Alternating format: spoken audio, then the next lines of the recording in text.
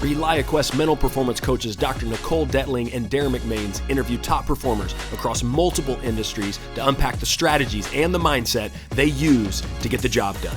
Welcome to No Show Dogs, powered by ReliaQuest. Hey, welcome back to the No Show Dogs podcast, powered by ReliaQuest. My name's Derin McMains, and I'm alongside my mental performance coach and teammate, Dr. Nicole Detling. Doc, what's up? Hey, man, I got to tell you, today is a great day, and I got to give a shout out because today, the day we're recording this, is my youngest son's 18th birthday. So shout out to Elias. Happy birthday, dude. You made it. You're an adult. Yeah, man. Yeah. Does he act like an adult? That's really the question, right? Heck no. Okay. And he said this last night. This is a funny little quip here. But last night he said, "Mom, tonight I'm going to bed as a child, and tomorrow I'm waking up as a man child." I said, "Yep, that's pretty dang accurate, dude." You know what's great is I love the idea of man child because I think that's what it takes. You got to have a little bit of that to play in the NFL, which, is who would have thought this would be a perfect segue to introduce our guest today. We got Cameron Brate here. Cam, what's up, man? Good morning. Hey, I really appreciate you guys having me. Excited to be on.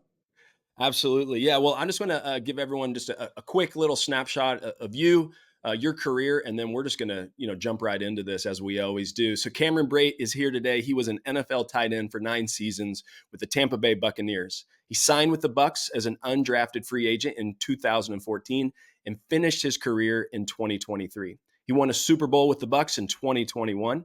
He grew up in Naperville, Illinois, and played his college football at Harvard University. So let's jump right in, man. Tell us about your journey from Naperville, Illinois, through Harvard, undrafted, right? And then signed by the Bucs. Just tell us about that a little bit. And was playing in the NFL always a goal? Yeah, no, not at all. Yeah, grew up very middle-class suburban town outside Chicago. Both my parents were teachers, so education was always, the most critical thing for us. And yeah, no, I had a huge growth spurt in high school. Never envisioned playing college football, let alone in the NFL. So once I started getting recruited by some smaller schools, and then some of the Ivy League schools started looking at me. And I think my parents would have disowned me if I didn't end up taking a chance to go to school like Harvard. So ended up going there again. NFL was never the dream. Had a great experience there. Obviously progressed a lot as a player during those 4 years, and kind of the opportunity came about to kind of pursue. They dipped my toes in the water a little bit to see if I had a chance to play in the NFL. And it was really just, I was prolonging getting a real job for a couple of years because I didn't envision myself actually being a successful NFL player. So I tried out for the Bucs. Didn't get signed or drafted, so I had a tryout, a 10-minute tryout with 4 other tight ends. They needed another tight end, and was able to parlay that into 9 years with the team. So, Wow. it ended up way better than I could have ever imagined. Yeah, hang on a second. A 10-minute tryout. What in Yeah. the world are they looking for in 10 minutes? What did you have to do? And there's 3 other guys there, right? So there's 4 of you. Yeah. Okay, give us the rundown on So, that. yeah, so they had an injury at the tight end position, so they just needed a guy. Kind of the way it works, you have 90 guys on a team in the off season, and eventually you whittle that down to 53 for the regular season. So they really needed a warm body at tight end to last 3 months. So we ran about 8 routes. Luckily, I think I was the only one that caught all 8 passes thrown to me, and I think that's how I made it originally onto the team. Wow. Dude, that's amazing. Can Yeah. I just one more question about that? Like, how do you mentally prepare for that? You got 10 minutes to show your stuff, and that's it. So, So yeah. I think it helped me at the time. I kind of just I had nothing to lose. I already wasn't, this first round pick. NFL was never really, like, it was a dream, but that's all it was a dream. So I was kind of playing with house money and just didn't put too much pressure on myself. If I didn't make it, I still would be able to tell my friends, like, shoot, I had to try on the NFL. I mean, that would have been cool in and of itself. So I think kind of that mentality that, I had nothing to lose, helped me perform. That's so cool, man. Like when I hear that, I think about it's kind of like the paradox of goal setting and the paradox of like big dreams is like, it's always great because it guides you. But then sometimes I think when we hold on to that too much, it creates too much tension in the moment. Like, oh shoot, this is my shot. Like I can't, screw this thing up. And so I'm always just fascinated by like, because there's the talk track around like, if you don't know where you're going, you'll end up anywhere, or you got to have big dreams, that scare you. And you hear all this stuff that there's a lot of truth to that. And at the same time, there's like, hey man, you got to be in the moment. You got to be just like, let it all like hang out, just turn it loose and see what happens, give it your best shot. And so it's fascinating to hear that. So you obviously excel in your 10-minute tryout, which is kind of crazy to hear at 10 minutes. But also I think it speaks to how great the coaches or scouts, who's ever scouting that group, I think it also highlights how great they are, that they can see in 10 minutes, like there's something there in this guy, that you were able to parlay into a 9-year career, as you mentioned. And so you get signed and walk us through. So you're on the practice squad, I see, right, in 2014 for about almost 3 months before you get signed to the active roster at the end of November. So I want to ask two questions. Well, first, kind of explain to our listeners like what goes on in an NFL practice squad. Like, why is there one, and what does that look like? And then second, like, after you explain that, talk to us about how you mentally prepared during that time you're on the practice squad, when it's like you're going to work, you're grinding, you're doing all the stuff, but you don't get a play on Sunday. Like you don't even, I think, right, dress out, right? If I understand this correctly, maybe. Yeah. So kind of walk us through practice squad, what it is, and then how you mentally prepared to just keep grinding and going with not sure if there's ever going to be a payday. Right. Yeah. So practice squad works. There's 53 guys on the active game day roster, and then now the number is 16. But at that time, there was 10 extra guys so that you could conduct a full practice. Otherwise, you really don't have enough guys with that limit of a number compared to like college. The rosters are like 120 guys.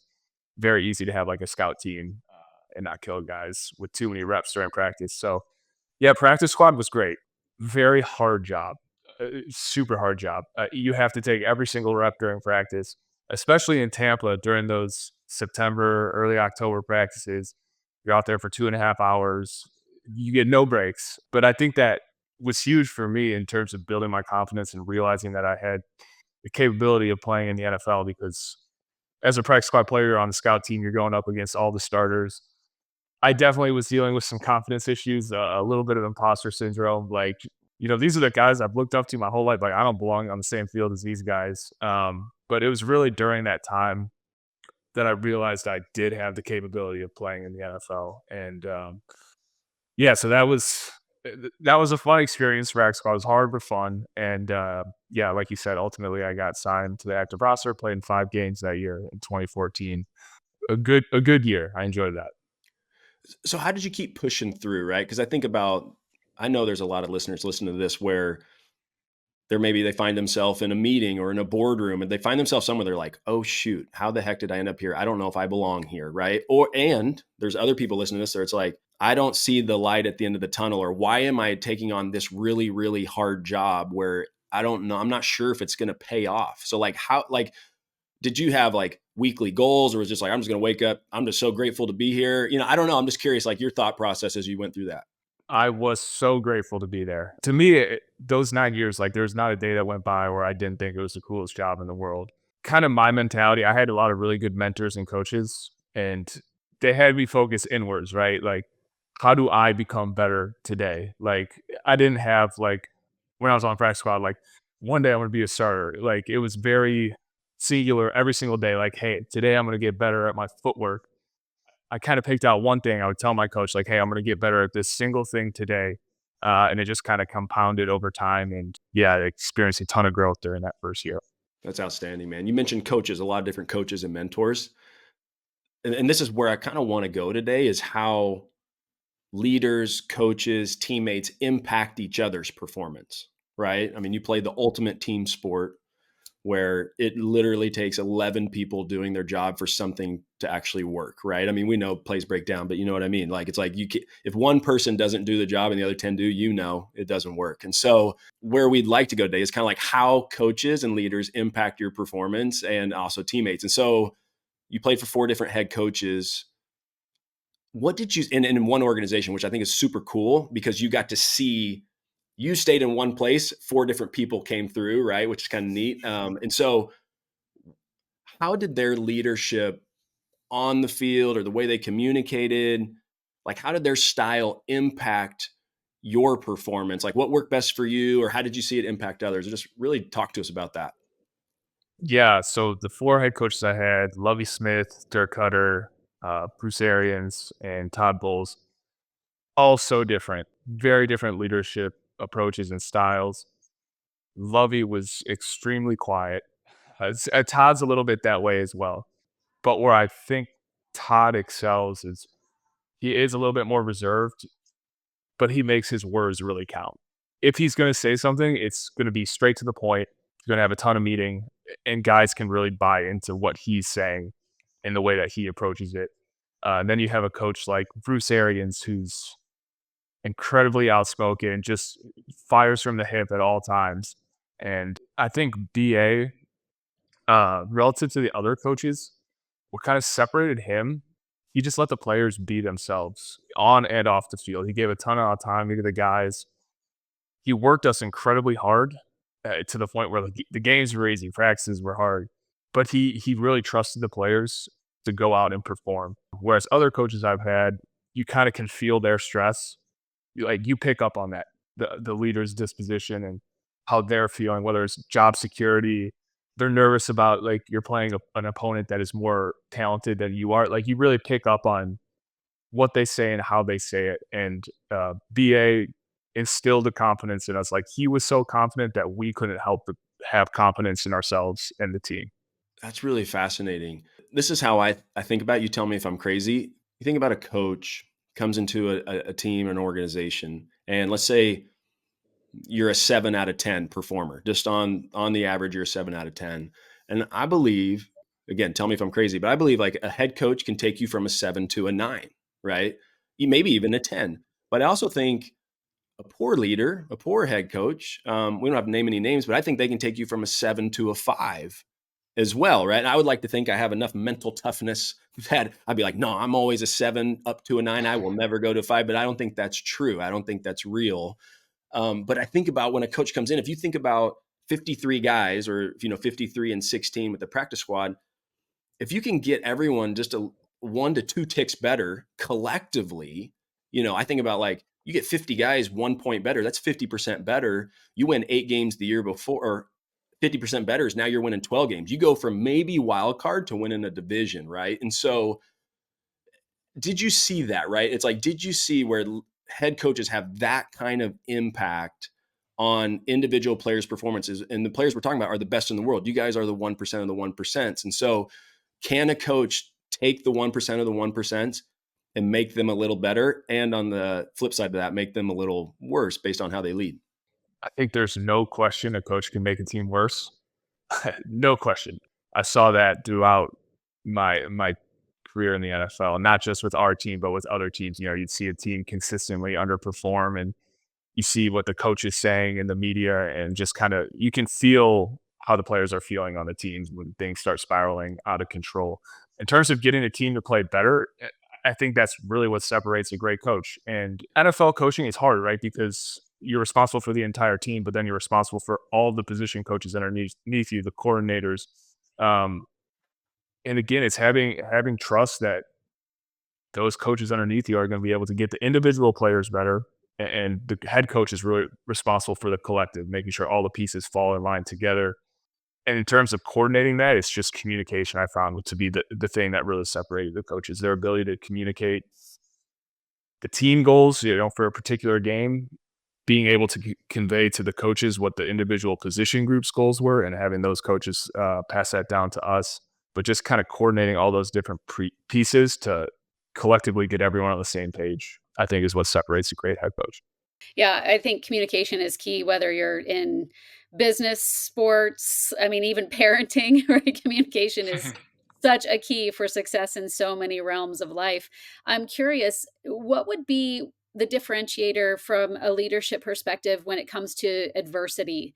So, communication's always got to be there, like high levels of communication, good communication, but yet it's easier when you're going through easy times, right? When you're winning, winning hides all sins. Life is good, Agreed. everybody's Yeah, happy. Winning is the But definitely. best deodorant, 100%. Yes. yes, Yeah. yes, Yeah. but losing reveals all sins, right? And it's Yeah. just that adversity is right in your face and it's there, and that's when things start to fall apart a little bit if you don't have a really good solid core. So I'm curious if you could just talk a little bit about whether it's your experience or just from, how you've learned through those experiences of what separates those good leaders. How do they lead through adversity versus the ones who maybe don't lead as well? Based on my time in the NFL, yeah, I was part of, unfortunately, a lot of really bad teams. So definitely had some experience dealing with adversity. In terms of getting through the adversity, I think the teams I was on that were able to kind of learn from losses and move forward, those were the teams that leadership didn't panic if things were not going well. Just them having confidence in the way that they were running the show, having confidence in the players on the team that wholesale changes weren't needed. If the players picked up on that, if the coach is panicking, if the guy in charge, you can sense that they don't really have the answers. They're kind of scrambling as well. Mhm. Things can kind of it's a slippery slope. Things can kind of slide out of control pretty quickly. But those coaches and team leaders that were able to be calm in the face of adversity, that being calm in the face of adversity kind of passed down to the rest of the team as well. No Show Dogs is brought to you by ReliaQuest, a global leader in cybersecurity. ReliaQuest helps enterprise cybersecurity teams increase visibility, reduce complexity, and manage risk through its security operations platform, Gray Matter. Powered by decades of experience and streamlined by AI and automation, ReliaQuest exists to make security possible. Learn more at ReliaQuest.com. Would you say that calmness in the face of adversity, based on your experience, came from the experience of the coach? Like, hey, I experience more because they've been in the league a while, they've been here, and or is it more because like they have such a process that they trust that they're like, I'm trusting that what we're doing every week in practice, I'm trusting that the way we prepare, like I'm just going to trust that this is going to pan out at the end. Like, what would you say that you experienced? What would be where they got that calmness from? Yeah, experience definitely helps. If you have a track record of doing it, I think that's huge. But I've seen young coaches who kind of do the same thing. It just comes down to, I think that's being a strong leader, is having resilience in the face of the storm. I was reading a book the other day. It's a very popular book, Anti-Fragile. That's kind of the whole idea of it. Not only are you robust to volatility, but you actually grow from it. And coaches who are able to do that, who are able to stay the course, stay strong in their beliefs, trust in the way that they do things, are the ones that are successful. So, we talked about obviously the coaches and how they impact, the team's performance, but we got to talk about quarterbacks, right? I mean, they're essentially the leader on the field, right? Especially for the offense, they have they're the ones that have the ball in their hands every play. So before we jump into how teammates impact one another and how teammates impact each other's performance, I want to do something a little bit different that we've never done before, just something a little fun, like a rapid fire question, right? But they're going to be about the four quarterbacks that you played with in games, right? I mean, you played with several, obviously, through practice and all that kind of stuff. But let's just talk about the four that you played with in games. And I just want you to describe in 3 words or less, like Okay. what you believe made that particular quarterback successful, right? Successful as a leader. All Okay. right. You ready? Yep. Here we go. Josh McCown. Patience and teacher. He's a coach now. Josh is going to be a phenomenal coach. Incredibly Okay. patient with the young. We were a terrible team. We were terrible when Josh was quarterback. It wasn't his fault. We were 2-14. We were the worst team in the NFL. And man, he took so many hard hits, so many sacks, but his ability to teach the younger guys, and he cared so much about making sure the young players were learning Mm, along the way. He was a perfect quarterback for that team because we were so young, and everyone learned so much from him. cool. Jameis Winston. Laughing doesn't count as any word, so you're good. Yeah, we kinda wanna know what the laughter's about. I love Jameis. Jameis is the best. It'll be a phrase. Not all All right. right. Fair. Contagious passion for the game. Mm. Expand on that. Now Yep. we got to hear more. Yeah. There's no one who's more passionate about anything in the world than Jameis is about football. And it is so genuine. It's impossible not to enjoy playing football with Jameis. Even if, there were games Jameis threw 5 interceptions. He couldn't wait to get back on the field the next drive and sling it away again. I love that. That's awesome. What a great answer. Yeah. He Ryan. was Oh, sorry. Go ahead. Go ahead. no, he was an unbelievable teammate. No one who's played with Jameis will have a bad word to say about him. He was That's the cool. best. Yeah. Wow. What an incredible compliment. Ryan Fitzpatrick. All right. I don't know, but your facial Humility. expressions for yeah, have your facial expressions every time he mentions one of their names is awesome. Jameis Jameis and Fitz are like two of the best guys I ever played with. Alright. Fitz was all right, he's extremely relatable, humble, and fun. He made it so fun, which is hard to do in the NFL, quarterback, very pressure-filled position. I don't know if he ever feels any pressure. The next door neighbor, he's the starting quarterback of the NFL team. That's essentially what it was. Just so loose every day into work, and I don't know if you guys have seen him on TV now, but just a natural at that as well. He's Yeah. an awesome guy. Father Yeah. of 7 too, so a lot of Woo! respect for him there. Yeah, mostly Wow. respect for his wife, but he Sure. gets some too. Wow.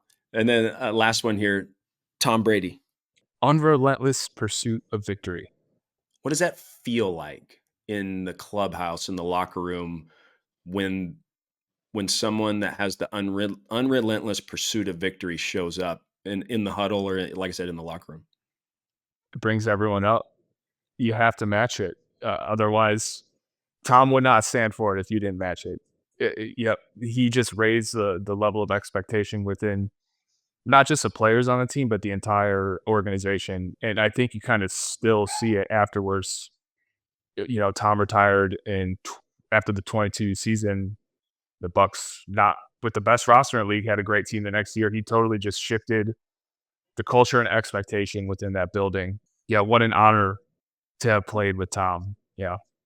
Wow. That's cool. Can you take us into the huddle a little bit, right? NFL is the most watched sport in the United States of America. Every 40 seconds, you guys are getting into the huddle. What goes on in there? I'm sure people are wondering, like, hey, what's going on in there? Like, is it just the play call, or is there motivation? Are there jokes? Like, what's going on inside the huddle? Jokes only occur if you are up by at least like 4 touchdowns. Okay. It Fair, is, fair. quarterback has to convey a lot in that short period of time, right? Because in that 40 seconds, they also have to receive the play from the offensive coordinator. He has something else to add besides the play. Mostly play call, but like definitely if it's a big play. If someone needs to step up, the quarterback knows we need a big play here. It's probably going to go based on watching film, what they're going to run on defense. Hey, Cam, I'm going to need you to win here. After he calls the play in front of the offensive lineman.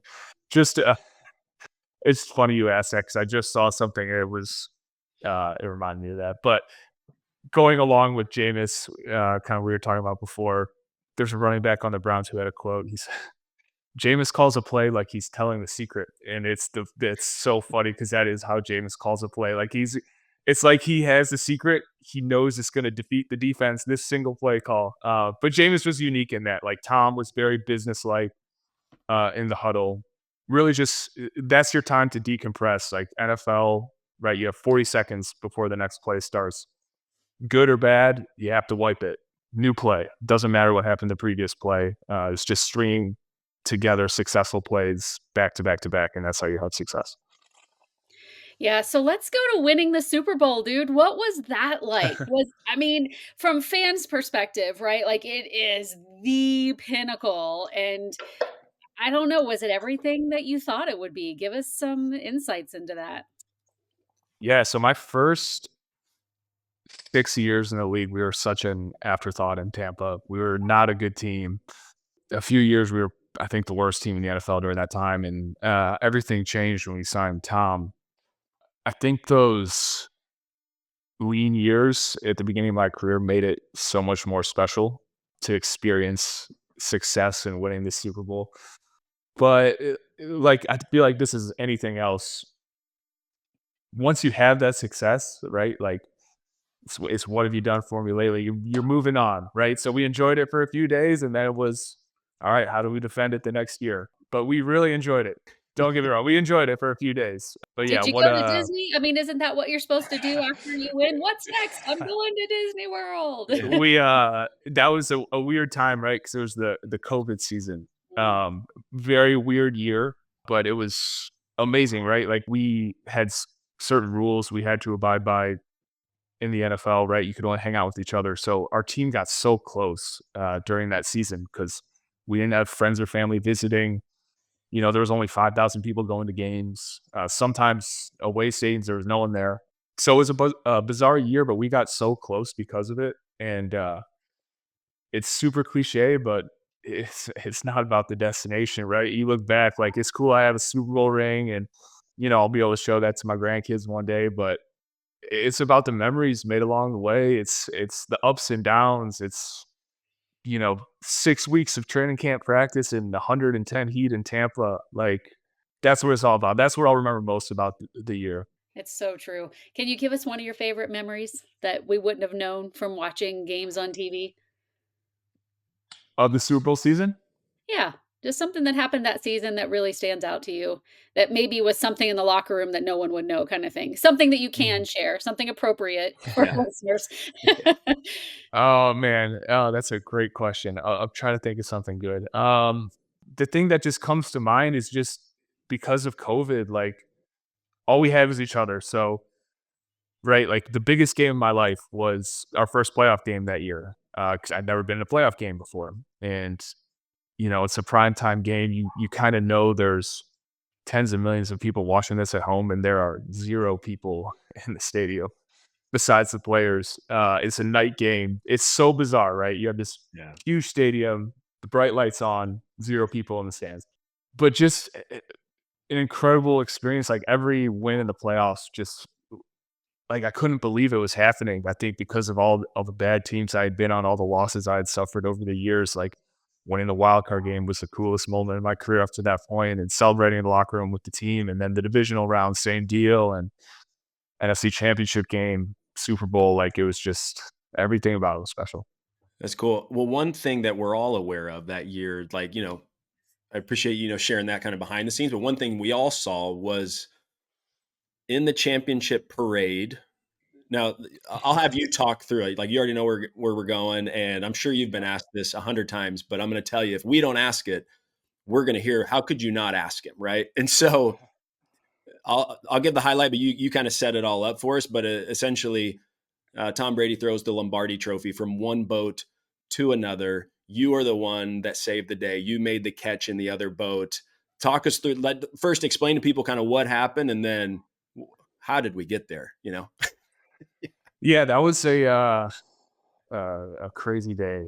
That was the most fun part about winning the Super Bowl was the boat parade. But yeah, had some adult beverages along the way. That was at the end of the parade. We were coming to the end, and Tom had the trophy ready. He was trying to pass it to our boat. We were trying to figure out the best way to do it, and then all of a sudden, next thing I remember is the trophy's in the air. It was such a good pass, like to the point where I was like, "Dude, Tom has done that before. Like end over end, the football part just lands perfectly right in front of me."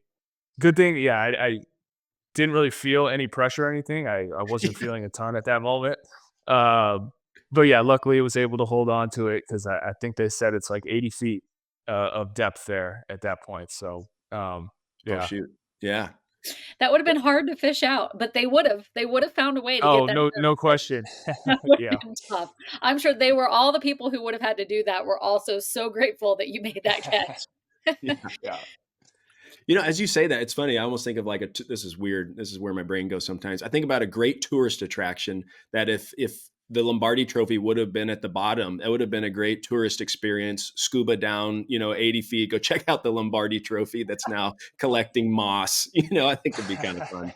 Um, They definitely would have put a sign up right there by the river that Right. just said, "This is where the Lombardi Yeah. Trophy rested for 24 hours," or whatever. There would have Yeah. been something. Tourists would have been coming, getting their pictures taken there in front of the sign. Absolutely. yeah, that's wild, man. I know we're getting up towards the end of it. But one thing I do want to talk about is you're grinding on the practice squad. You know, you get to the active roster and you're playing, doing great. In 2016, maybe 2017, you correct me, it's like one of your best years. And then the Bucks draft a tight end in the first round in the offseason, right? And it's Mhm. like, uh, when I think about people listening to this, I think about like, man, you put in all this work, this grind, you have your best year. You're like, hey, I'm the guy. Maybe you think you're trying to think maybe I've arrived. Like, all right, now let's go. And then the offseason, the draft comes around. Tampa Bay's like tight end first round. For those people who don't know, like generally when an NFL team takes someone in the first round, they're pretty much guaranteed to start, right? It's like, why take someone in the first round if you're not going to start them generally? And so just walk us through that. Was that a gut punch or was that like, all right, let's go to work? Like, how did that feel when you're sitting at home and you see the draft and you're like, now this, like walk us through that thought process. Yeah, no, I was coming off the best year of my career. Knew that there was an outside chance we'd draft a tight end because I was literally the only tight end I think we had on our roster at the time. Human nature, right? You see them draft a tight end, you're not immediately thrilled about it. But looking back on kind of how I was able to get to where I was at that point, it was because all the people who did so much for me, And I think being a good teammate, you can't say anything better about a person, right? Like, because that embodies so many different things. You're accountable, disciplined. You obviously have to work hard to be a good teammate. And so for me, it helped that OJ was an extremely nice guy, right? And an easy guy to work with. But yeah, like I knew the deal. Like I had to be a good teammate. Like he was going to help our team out. Like he would bring out the best in me in competition with each other. I knew that was the case. I never viewed it as a zero sum game. And I don't think you can if you want to be successful in life. Like you have to be willing to sacrifice and to help out others and to help build them along because no one gets to where they are by themselves, right? And so, yeah, just being a great teammate has always been super important to me. Yeah, so along those lines, so we talked a little bit about leadership, right, with coaches and quarterbacks and whatnot. And I'd love to have you give us some advice for young people who are just entering their field. So whether they just got drafted, or maybe even like college kids, it's their first year, or they're just coming into business. So it's their first job out of school. As you're just getting started, what's some advice that you would give people who are trying to break in and make a name for themselves? You have to look outwards, right? You have to see how other people are doing. But really, I just found for me, just focusing on improving at anything yourself. Just how do I become better at X today? Don't compare yourself to others. Like life is about evolving as a person, like individually. And so, yeah, there's going to be setbacks along the way, but nothing's ever a smooth path up. But just trying to improve, when you do make mistakes, have setbacks, maybe you're not learning as quickly as you want to how to do something, or yeah, you're just not having the success that you envision yourself having. Like it's just a step along the way. Like try to learn as much as you can from those shortcomings, and eventually things will right themselves. Something that I kind of saw when I was younger that I think about all the time. It's how you do anything is how you do everything, and just taking pride in what you do is super important. So as long as you try your best, learn from your failures, things usually end up all right. That is such great advice, and I am going to have to make sure that my now man-child listens to this podcast episode. That was great. Thank you very much. So good, Cam. Thanks. Well, brings us to our final question, right? It's like this is the question that we ask all of our guests here on the No Show Dogs podcast, right? Because when we talk about no show dogs, it's not about talking about it, it's about being about it, right? And it's about the work. It's about getting in there, getting dirty, getting after it, and just putting in the work every day. And the question that we always ask that we're gonna ask you right now is, reflecting back on your career now, what would you say were some of the things that you were willing to do that others weren't, that allowed you to have the career that you had in the NFL? I knew you were going to ask that question. I listened to some of the previous podcasts. Hopefully, this episode's not too boring for the listeners. Very illustrious group of guests you guys have had over the past couple of years. But so it's hard because kind of the way I always framed it, nothing was ever a sacrifice. I was never making sacrifices. I loved what I did, right? And it was, besides family, it was the most important thing I had in my life. So like it was never me getting something like socially, hey, you can't go out, this weekend, you can't, you have to get your rest. You can't stay up and watch this TV show. Like that's just kind of not how I framed it. It was just knowing that every day my goal was to become better at football that day. Like, what do I have to do to accomplish that? And yeah, so now I'm like transitioning to my next venture, which I don't know what it's going to be. So just trying to find that thing where I can apply all the things, all the lessons I learned, all the character discipline I developed as an NFL player, and just being able to channel that to the next thing. It's a little scary, but also exciting. But yeah, if you love what you do, you don't really have to make sacrifices, right? Like it's Sure. not even an option. You're willing to give it up. Cool. That's great, man. That's great. You mentioned transitioning now to something new, right? So, and I'm sure people after hearing this, they're gonna be like, where's Cam? What's he doing? Right. And so how can I connect with this guy? And so just share with us kind of like what you're doing now. And I think it sounded like you're still trying to figure out maybe what's next long term, but like what are you doing currently now? And then where can people connect with you at? Yeah. So back in school, making my parents proud. So I'm getting my MBA just from up the road at University of Tampa, which has been awesome, a great experience. So I'll graduate in May, and Nice. yeah, I got my hands on a lot of different things right now, but nothing that's taking up too much of my time besides school. Recently had a daughter at 10-month-old, so that's been Amazing. a whole new ball game. Congratulations. Yeah. That's great. Thank you. Yeah, so that's been so much fun. But I've just enjoyed being able to spend some more time with my wife and obviously my daughter now. But yeah, just kind of itching to get back into it, trying to figure out where to apply myself. But exciting times for sure. Gotcha. Are you on Instagram, LinkedIn, Oh man, X I'm so now? I don't bad at know, all. right? Nowhere? do have an Instagram. I do occasionally go on there, even though I never post. But yeah, if anyone wants to find me, yeah, I guess on Instagram. I probably should do a little bit better job on socials, but You What's know, your handle on Instagram? it is Cam Bam Graham. Cam Bam Graham. Yeah, yeah. Okay. nice. Nicely I had done. it was actually made. Someone else made it for me and ran it for a couple years, so they take the handle. But yep, if you want to find me, you can find me there. Great. Gotcha. Cam, this has been awesome, man. And by the way, I'll just tell you, this is what I love most about the No Show Dogs podcast is like when we always ask that question at the end, how can people, best find you? It's the humility that our guests have is always like, and then one thing they always say is, I need to do better at it. Right. And so what I do know is like, that's why I love our guests, right? Because they're not self promoters. They are about, being present with their families, their craft, whatever it may be. And it's about doing the work. So, we can appreciate that. Definitely. We can appreciate that. So Cam, this has been great, man. Thank you so much for just, sharing your hard earned wisdom, man, like hard earned wisdom along the way and your insights. And, we just really appreciate you taking some time to share with our No Show Dogs listeners, man. And, wish all the best to you. And if anything we can ever do for you, obviously over here, like, please let us know. I appreciate it, guys. Have fun. You Thanks. got it, man. Go out and make it a great today.